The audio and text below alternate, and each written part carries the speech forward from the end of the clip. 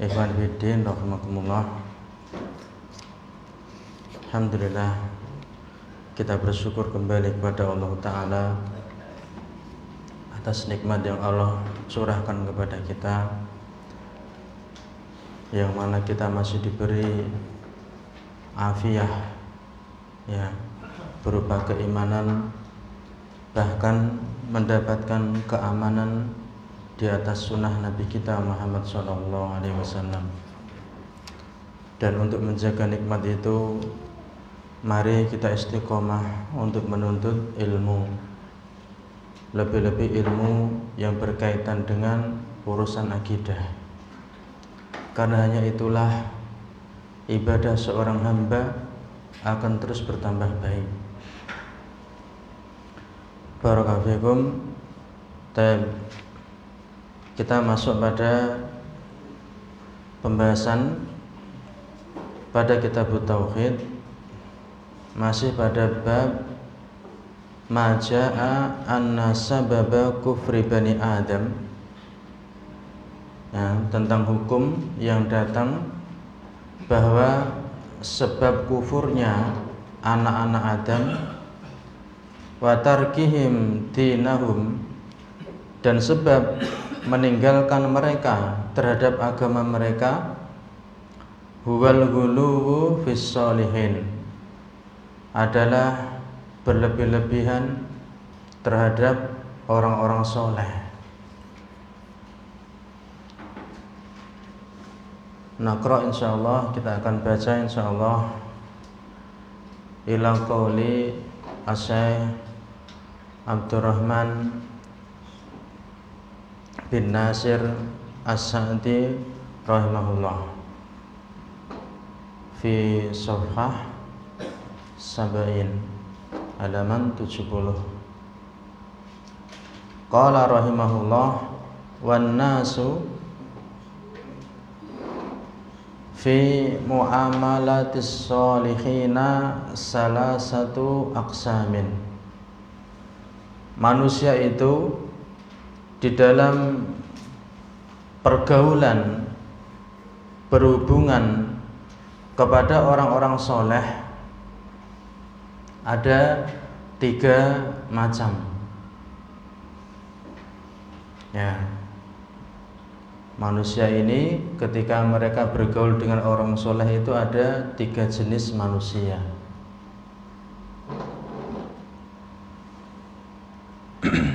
Al-ula, yang pertama ahlul jafa, ya, ahlu, ya, pengikut atau orang al-jafa, yang kasar.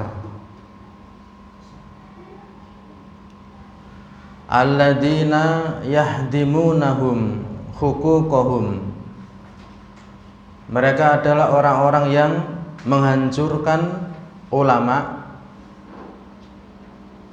yakni menghancurkan hak-hak mereka para ulama. Wala yakumuna bihaqqihim, dan tidak menegakkan terhadap hak mereka para ulama. Apa hak ulama itu? Minal hubbi, berupa kecintaan. Ya, ulama itu, orang soleh itu dicintai. Wal muwalati lahum, juga berloyalitas, ya, menolong, membantu kepada orang-orang soleh itu.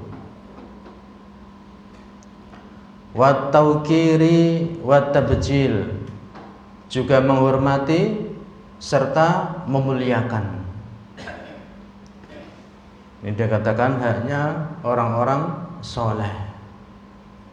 Ya, kita mencintai mereka, membantu, menolong, loyal kepada mereka, ya, mengagungkan dan menghormati mereka, orang-orang soleh itu. Ternyata golongan pertama ini tidak melakukan itu. Mereka dikatakan ahlul jafa, ya, orang-orang keras, ya, orang-orang yang kasar, tidak mengerti hak-hak yang agung. As-saniyah, yang kedua, wa ahlul ghulu.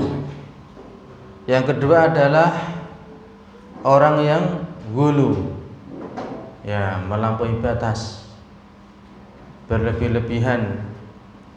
Alladzina yarfa'unahum fauqa manzilatihim. Orang-orang yang mereka mengangkat para orang-orang soleh itu di atas kedudukan mereka. Allati anzalahumullahu biha, yang Allah telah menurunkan kedudukan itu untuk orang-orang soleh itu. Berarti yang kedua ini sebaliknya, ya, orang yang berlebih-lebihan kepada orang soleh. Asalisah, ketiga, wa ahlul haq. Mereka adalah ahlul haq, ya, pengikut kebenaran. Alladzina yuhibbunahum, orang-orang yang mencintai orang-orang soleh. Wa yuwalunahum, dan juga loyal, ya, membantu, berhubungan dengan baik kepada orang-orang soleh itu. Wa yaqumuna bihuquqihim al-haqiqiyati, mereka menegakkan terhadap hak-hak orang-orang soleh yang sebenarnya, yang hakiki. Walakinnahum yabra'una minal ghuluwi fihim, akan tetapi al-haq itu mereka berlepas diri dari berlebih-lebihan pada orang-orang soleh, ya, mencintai, membantu, menolong, ya, kemudian menegakkan hak-haknya yang benar, ya, tanpa berlebih-lebihan.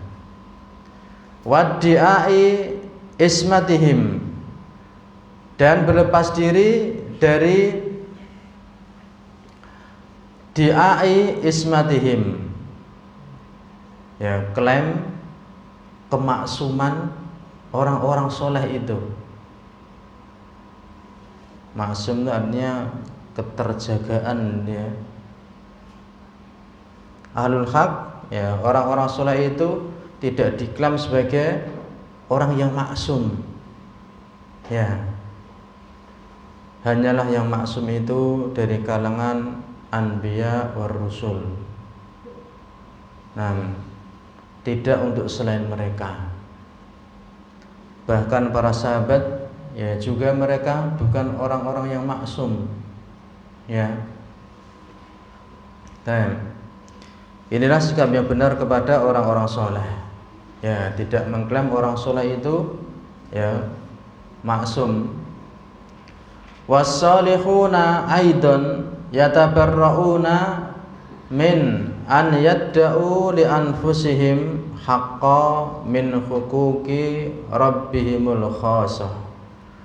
Dan orang-orang soleh juga mereka berlepas diri, dari klaim mereka untuk diri mereka adanya hak dari hak-hak Rabb mereka yang khusus.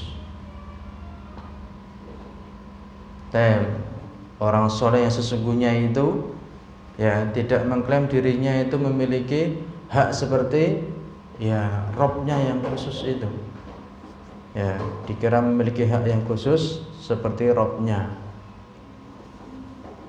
Kama qala Allahu an Isa sallallahu alaihi wasallam, sebagaimana Allah berfirman tentang Isa sallallahu alaihi wasallam. Betul, ya, Isa sallallahu alaihi wasallam, ya. Nah, boleh saja. Nah, adapun yang biasa kita ucapkan alaihi salam, nah, itu juga berdasarkan dalil. Wassalamun alal mursalin, salam kepada seluruh para nabi. Nah, itu cukup dikatakan alaihi salam ketika itu. Nah, tapi kalau dikatakan sallallahu alaihi wasallam itu juga boleh. Nah, Allah Ta'ala nyatakan dalam surah Al-Maidah ayat 116, Subhanaka ma yakunu li an aqula ma laysa li bihaq. Maha suci Engkau ya Allah. Nah, tidak ada padaku untuk aku mengatakan apa yang bukan hak bagiku. Dan hak-hak yang khusus bagi Rabbul Alamin, tidak pernah diklaim oleh orang yang soleh yang sesungguhnya. Ya, di antaranya hak masalah ubudiyah, penyembahan. Orang soleh itu tidak berhak untuk mendapatkan penyembahan, tidak berhak untuk mendapatkan ibadah. Jadi sesuatu yang mengandung unsur persembahan ibadah jangan untuk orang-orang soleh, tapi khususkan bagi Allah Ta'ala semata.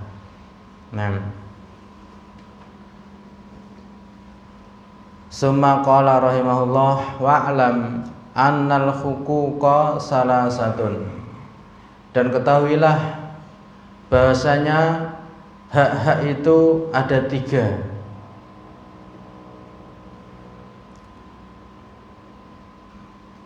Awalan hakun khasun lillahi, hak yang khusus bagi Allah. La yusyarikuhu fihi musyarikun, yang tidak bersekutu, tidak berserikat pada hak tersebut seorang sekutu pun. Ya. Apa itu? Wa huwa ta'alluhu lahu wa ibadatuhu wahdahu la syarika lahu. Tidak boleh bersekutu padanya seorang pun, yaitu hak ta'alluhu lahu. Ya, menuhankan untuk dirinya semata. Ta'alluh mengilahkan, ya, menyembah untuk dirinya semata. Wa ibadatuhu, serta ibadah padanya satu-satunya, tidak ada sekutu untuknya. Warrohbatu wal inabatu ilaihi, serta ya berharap juga kembali kepadanya. Ya, rasa harap terbesar, kembali dari berbagai problem untuk minta dientaskan dari problem itu hanyalah haknya Allah Ta'ala. Raghbah serta inabah kepadanya hubban, dengan penuh cinta, karena cinta. Wa khaufan, serta karena takut. Wa rojaan, dan rasa harapnya itu. Dikatakan hub, wa khauf, wa roja, ya, dikatakan ini 3 pilar ibadah. Ya, dalam peribadahan seorang hamba kepada apapun itu, kalau ada unsur 3 ini berarti itu namanya ibadah. Dan ini hanya diperuntukkan untuk Allah Ta'ala semata. 3 ini untuk terus dijaga keseimbangannya. Kalau orang beribadah hanya dengan rasa cinta saja, itu seperti sufiyah. Ya, pokoknya modal cinta, cinta, cinta. Ya.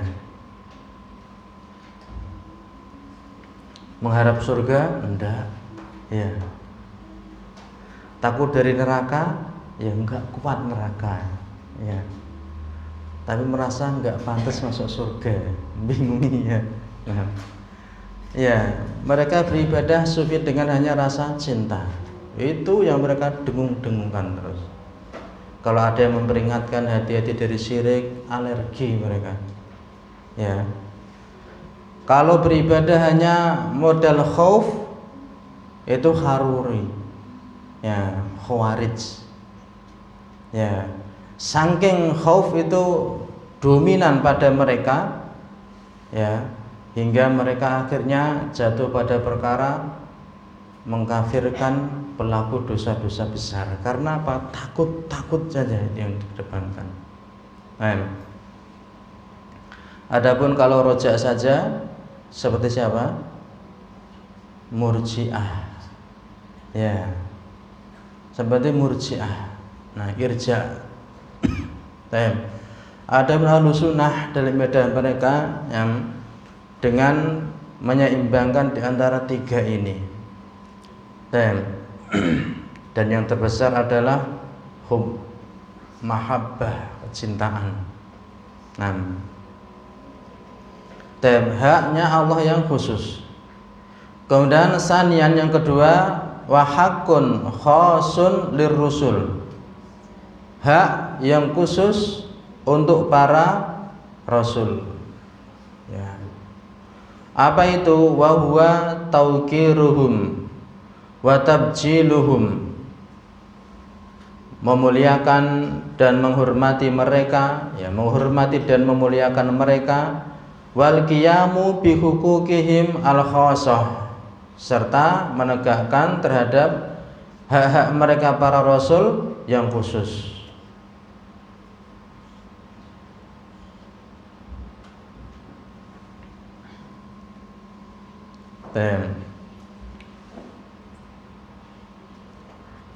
Haknya para rasul yang khusus yang untuk Nabi kita Muhammad SAW, ucapan dari beliau jika itu sahih itu hak. Tidak ada padanya kebatilan. Apa yang datang dari beliau, wa ma yantiqu 'anil hawa. In huwa illa wahyu yuha. Salisan wa haqqun mustarikun. Hak yang bersekutu. Wa huwal imanu billahi wa rusulihi, yakni iman kepada Allah dan Rasulnya. Ya, iman itu haknya iman kepada Allah juga Rasulnya. Ya, ini seolah-olah ada persekutuan, ya. Wa ta'atullahi wa rusulihi, juga taat kepada Allah dan Rasulnya. Dikatakan hak yang bersekutu antara Rabb dengan para Rasul. Wa mahabbatullahi wa mahabbatu rusulih, cinta kepada Allah dan cinta kepada para Rasulnya. Walakin, akan tetapi, hadihi lillahi aslan, ini untuk Allah pada asalnya. Ya, iman, taat, cinta, itu hakikatnya pada awalnya, asalnya untuk Allah.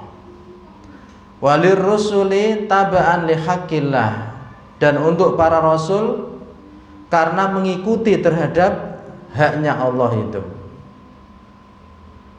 Wa atiullaha wa atiur rasul. Qul in kuntum tuhibbunallaha fattabi'uni yuhibbukumullah.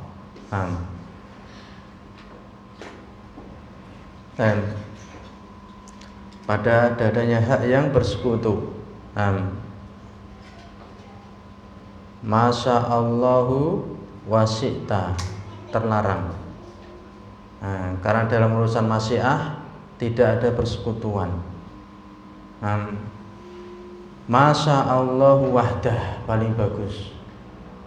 Ya, kalau memang kondisinya ya harus ada rasulnya, atau kita menyebutkan rasul itu ada padanya maslahat.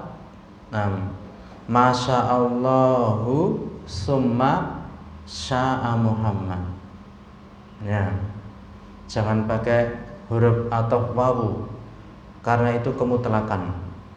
Adapun kalau pakai summa, maka itu punya rutbah yang berbeda.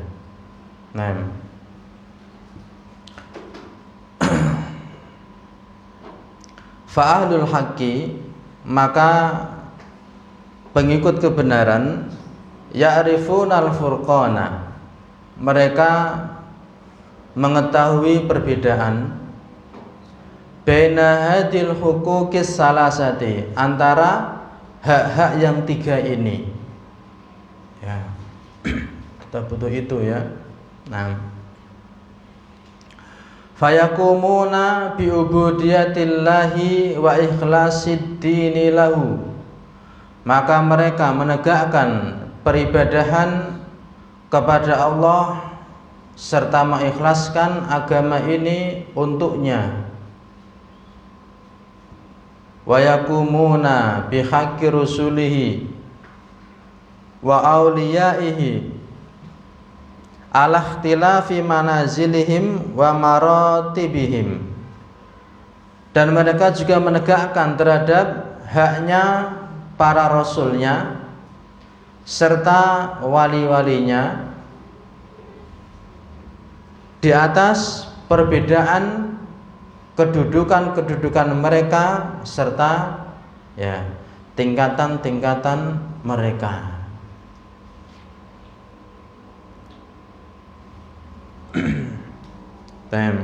Wallahu a'lam. Allah yang lebih tahu. Kita masuk pada masail. Pada bab ini ada padanya fihi masailu. Ya, di dalamnya ada permasalahan-permasalahan. Al-ula, pertama, anna man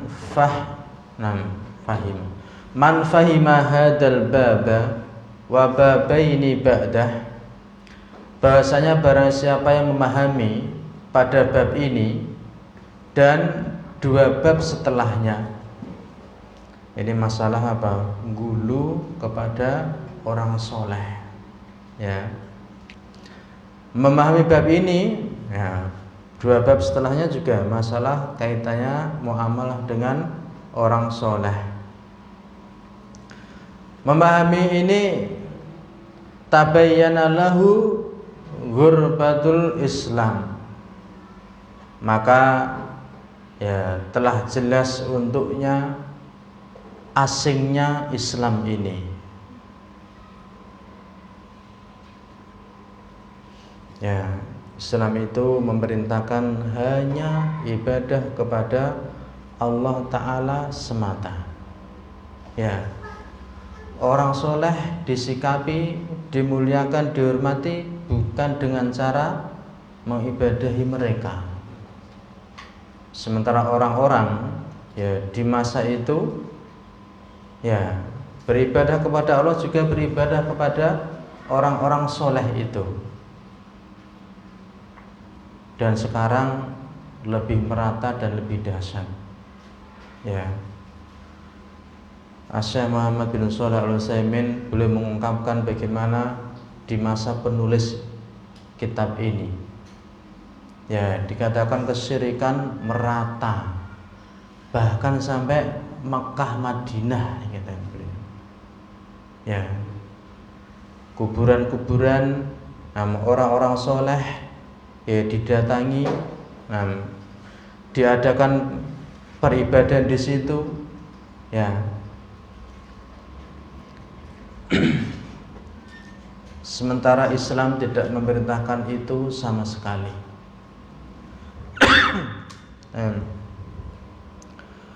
Wara'a min qudratillahi wa taqlibihi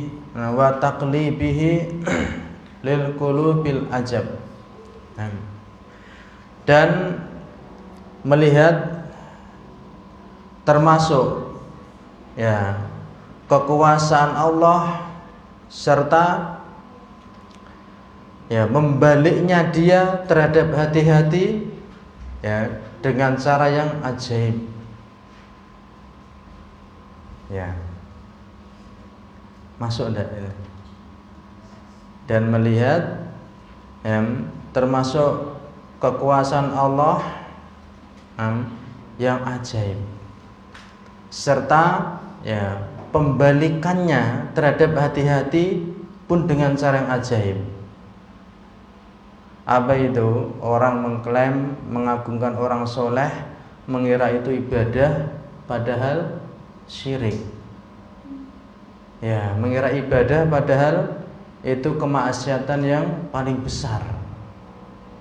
Ya, orang niatnya ingin baik, ya, mengagungkan orang soleh, tapi nggak tahu porsinya seberapa, bagaimana menempatkan itu. Akhirnya kelebihan, justru malah menjadi syirkun. Nah, maka sebagaimana di dalil-dalil yang disampaikan di sini, ini karena telah dilupakan ilmu. Ya, cobalah kita melihat kondisi manusia sekarang, begitu malas mereka untuk belajar. Ya, mikir dalam agamanya itu ya begitu, entah itu mungkin gak berguna bagi mereka atau terlalu berat. Nah, kenyataannya enggan manusia itu berpikir kritis tentang agamanya, ya, atau berpikir secara lurus. Ya, apa sih hakikat kehidupan ini? Apa yang akan saya dapatkan dari melakukan ibadah? Dan apakah ibadah yang saya lakukan sudah benar? Nah, baik itu niat maupun tata caranya.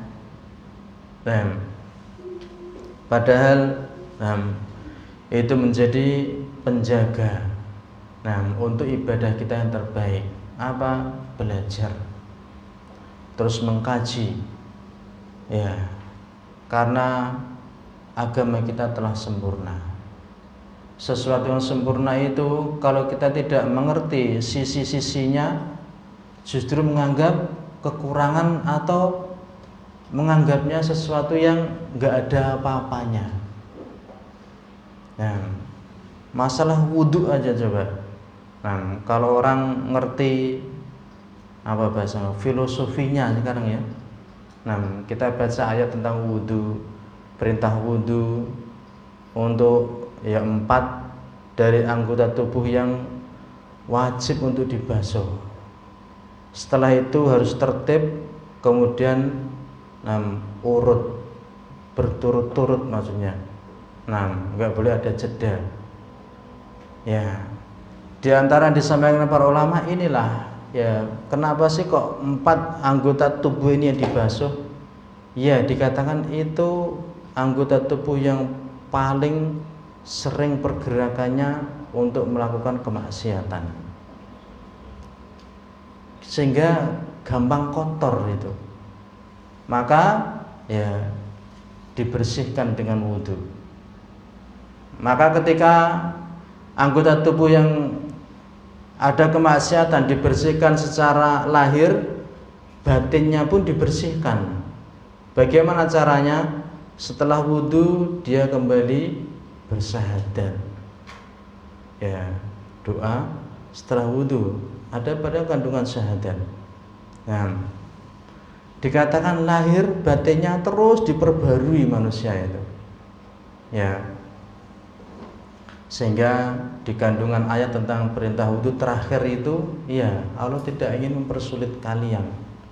Justru Allah itu ingin yang menjaga kalian. Ya, sehingga digambarkan orang 5 kali sholat, ya seperti 5 kali mandi di sungai di depan rumahnya itu. Ya, ini kalau kita tahu betul dari sisi ya ibadah, oh seperti itu hakikatnya. Nah, sehingga manakala menyadari hal seperti itu, dan itu dengan ilmu, ya, dia akan khusyuk dalam melakukan. Ya, setelah itu dia berbincang dengan Robnya, ya, berhubungan dengan Robnya.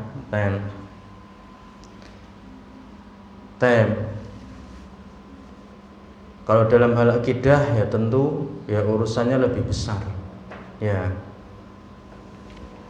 Asaniyatu, kedua, ma'rifatu awali syirkin hadasa fil ard kana bisyubuhatis sholihin. Mengetahui pertama kali kesyirikan terjadi di muka bumi ini. Nah, terjadinya adalah karena subuhat, ya, kerancuan, ya, terhadap orang-orang soleh. Ya, ini orang soleh.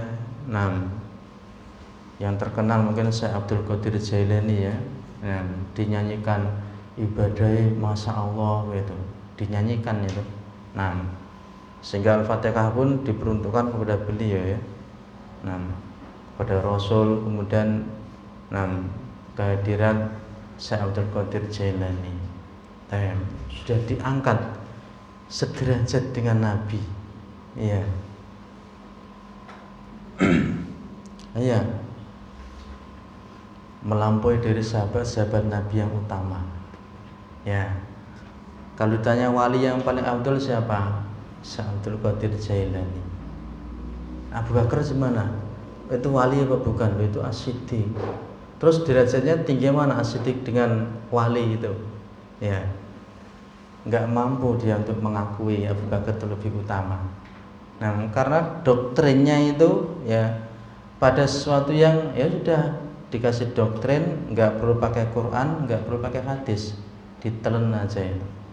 Nah, coba kita untuk ya mengerti, menyingkap syubhat itu ya dengan ilmu, ya tentu dengan Quran dan hadis, berdalil dengan keduanya, ya supaya tidak terjatuh pada syubhat.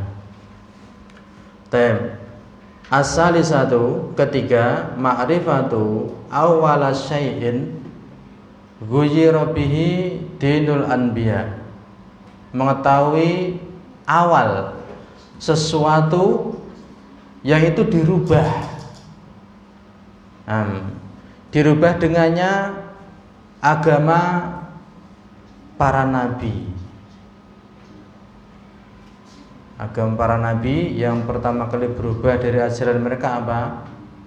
Ya syirkun, ya kesyirikan. Kanan nasu ummatan wahidatan. Dulunya manusia itu umat yang tunggal, satu. Apa itu? Di atas ketauhidan. Ya. Kemudian dalam tafsirnya setelah berlalu masa asratu qurun, 10 qurun, muncul kesyirikan. Dan satu qurunnya itu dikatakan mi'ah sanah, 100 tahun. Ya, berarti 100 kali 10, 1000 tahun, ya. Setelah 1000 tahun, baru terjadi kesyirikan. Ini yang pertama kali berubah. Wa ma sababu dzalik, dan apa sebab demikian itu? Apa sebabnya terjadi kesyirikan pertama kali? Ghulu fis sholihin. Itu. Berlebih-lebihan terhadap orang-orang soleh. Ma ma'rifati annallaha arsalahum, bersama pengetahuan bahwasanya Allah itu mengutus kepada mereka, ya, seorang utusan. Dan setelah ada kesyirikan, diutuslah Rasul yang pertama, yaitu Nuh alaihissalam. Ternyata sebab kesyirikan terjadi karena ya gulu kepada orang-orang soleh. Ar-rabi'atu, keempat, qabulul al-bidai ma'a qaulis syara'i. Ya, menerima terhadap bid'ah Ya, dikatakan kebanyakan manusia itu perkara yang menyelisih agama gampang diterima. Ya. Bahkan yang namanya bid'ah. Bersama keadaan syariat-syariat wal fitori dan fitrah-fitrah tarudduha. Ya, membantah, menolak bid'ah-bid'ah itu. Ya. Orang kalau mengilmu syariat ya jelas ini syariat itu hanya Allah Ta'ala semata. Jangan itu diambil atau dilakukan atau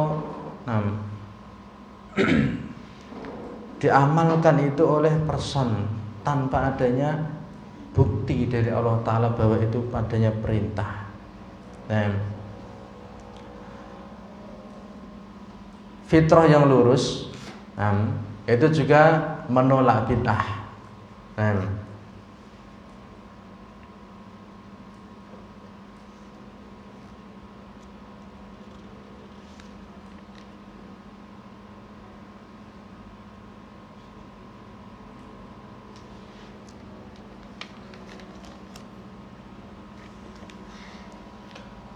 Allah Ta'ala berfirman dalam surah Ar-Rum ayat 30.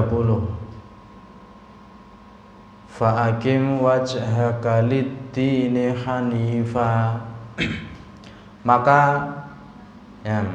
tegakkan wajahmu, arahkan wajahmu itu ke agama yang keadaannya lurus. Fitratallahi allati fataran nasa 'alaiha. Allah memberikan fitrah, yang mana manusia itu fitrahnya di atas itu. Jadi fitrah manusia itu dikatakan bertauhid. Apa itu? Agama yang lurus, hanya beribadah kepada Allah Ta'ala semata. Sehingga ulama menyatakan, sehingga kalau orang itu lahir ya di tengah alam, ya nggak mungkin sendiri ya, tapi mungkin sendiri karena lahir bapak ibunya meninggal, ya seperti kisahnya Tarsan mungkin ya. Dia jatuh di tengah hutan sendiri, kawannya siapa? Hewan-hewan. Ya kalau nggak bergaul dengan manusia, dia berhubungan dengan alam, fitrahnya mengakui dan mengarah kepada penciptanya. Sehingga kalau disuruh mengagungkan penciptanya, bisa dia. Yang merusak fitrah adalah agama-agama yang menyimpang.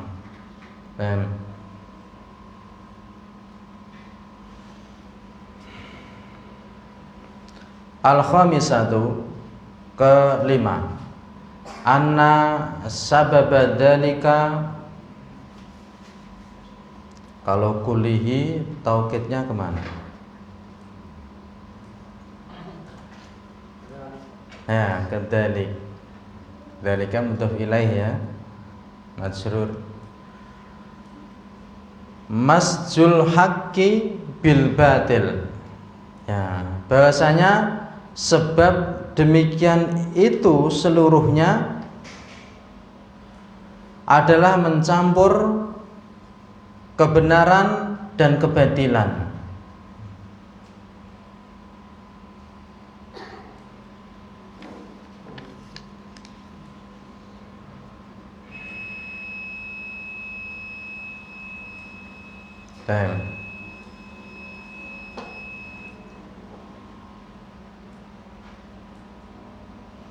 Yang pertama ya, mencintai orang-orang soleh.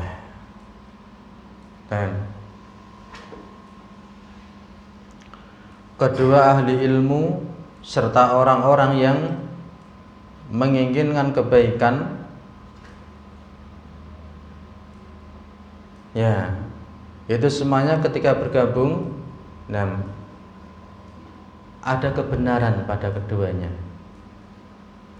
Tapi kemudian muncul generasi ya yang menyangka, mencintai orang soleh serta berjalan di atas ilmu, hanya melihat semata-mata lahirnya. Oh, seperti itu caranya ibadah. Ya, tanpa mengerti hakikat dari peribadahan itu.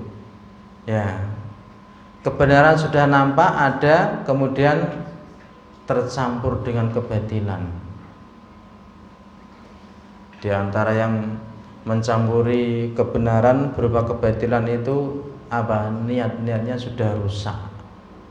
Ya, maka jadilah dengan itu terjadi percampuran, akhirnya mereka menjadi sesat. Ma'asyiral muslimin rahimakumullah, sebagaimana kita ketahui bahasa yang merusak dari agama kita ini secara umum dibagi dua. Ada subuhat, ada syahwat. Subuhat ini ya rusaknya adalah dia hanya menginginkan kebatilan. Ya, tahu ilmunya tapi keinginannya itu batil. Sementara itu untuk syahwat. Alhamdulillah.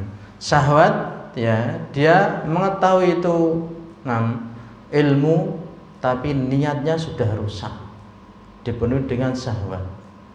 Sebaliknya kalau subuhat, dia menginginkan kebaikan tapi tidak tahu kebaikan itu. Ketika subuhat itu sirna dengan datanya ilmu, ya dia bisa menjadi lurus. Ya. Sebaliknya syahwat, datang ilmu, dia sudah tahu tapi niat dia sudah rusak. Maka dikatakan ini yang berat justru. Dari sisi ini dikatakan syahwat itu ya lebih berat. Orang-orang Yahudi ya di atas ini mereka, yang buat mereka menyimpang syahwat. Tujuan mereka dalam beragama sudah rusak, bukannya enggak tahu kebenaran. Orang-orang Nasrani inginnya kebenaran, tapi jalan mereka keliru, sehingga manakala ilmu datang kepada mereka, banyak dari mereka akhirnya ya beramal dengan amal-amal yang baik. Dikatakan sehingga orang Yahudi itu maksiat mereka lebih banyak dibanding Nasrani. Wallahu ta'ala a'lam bissawab. Akhirul kalam, subhanakallahumma wa bihamdika asyhadu an la ilaha illa anta